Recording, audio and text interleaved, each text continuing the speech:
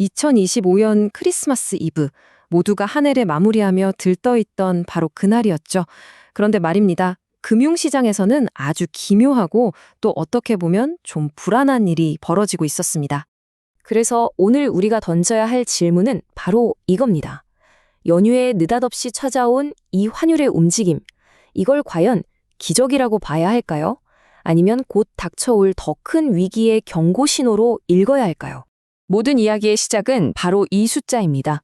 마이너스 37.9원. 단 하루 만에 원달러 환율이 그야말로 폭락한 거죠. 근데 더 이상한 건요, 뚜렷한 경제적 이유가 없었다는 겁니다. 정말 몇 년 만에 가장 큰 충격이었는데 말이죠. 이런 생각을 하실 수도 있어요. 내 통장 잔고 숫자는 그대로인데 무슨 상관이지? 하고요. 하지만 환율이라는 게 바로 이런 겁니다. 눈에 보이지 않게 내가 가진 돈의 진짜 가치가 조용히 바뀌고 있었다는 거죠. 자, 그럼 대체 그날 무슨 일이 있었던 걸까요? 이게 그냥 시장의 자연스러운 흐름이었을까요? 아닐 겁니다. 이건 우연이 아니었어요.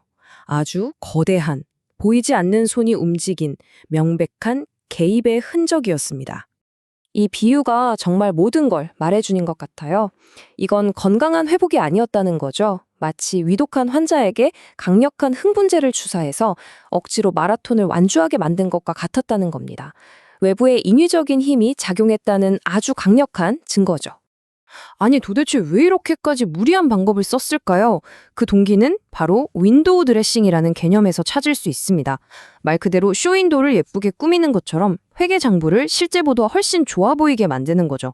특히나 모든 성적표가 나오는 12월 31일 연말 보고서를 코앞에 두고 말입니다. 여기 그 마법의 비밀이 있습니다. 한번 보세요. 환율을 1,500원에서 1,450원으로 딱 50원만 낮춰도 갑자기 기업 부채가 확 줄어 보이고요. 은행은 훨씬 튼튼해 보이고 심지어 나랏빚까지 관리 가능한 수준으로 보이는 효과가 나타납니다. 그야말로 서류상으로는 모든 게 완벽해지는 거죠. 일종의 착시 효과라고 할 수 있겠습니다. 그럼 그 많은 달러는 다 어디서 났을까요? 정부는 아주 강력한 파트너를 동원했습니다. 바로 우리의 노후자금, 국민연금입니다. 결국 국민의 연금을 시장 개입을 위한 실탄으로 사용한 셈입니다. 하지만 이런 식의 단기 처방은 말 그대로 진통제에 불과합니다.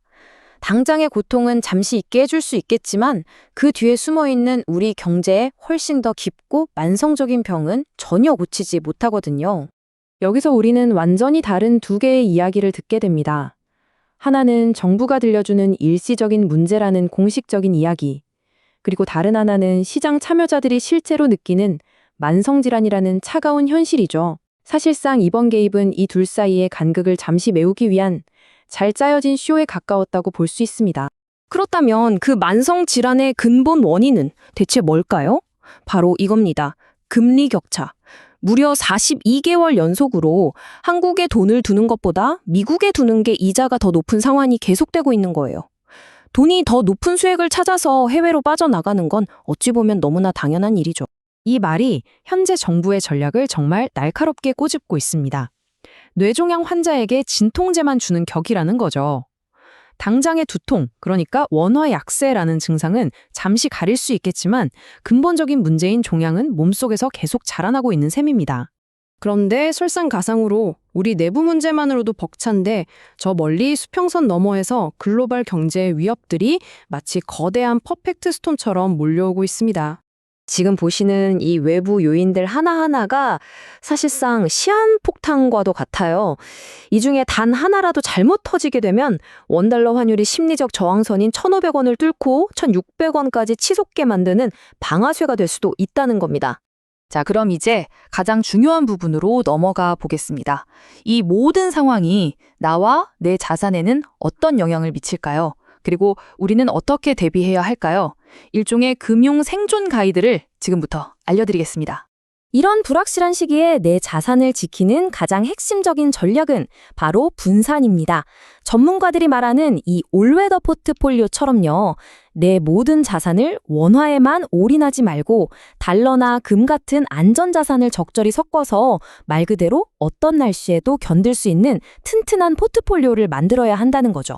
특히 해외 투자를 하시는 분들이라면 환차손이라는 개념을 정말 반드시 이해하셔야 합니다.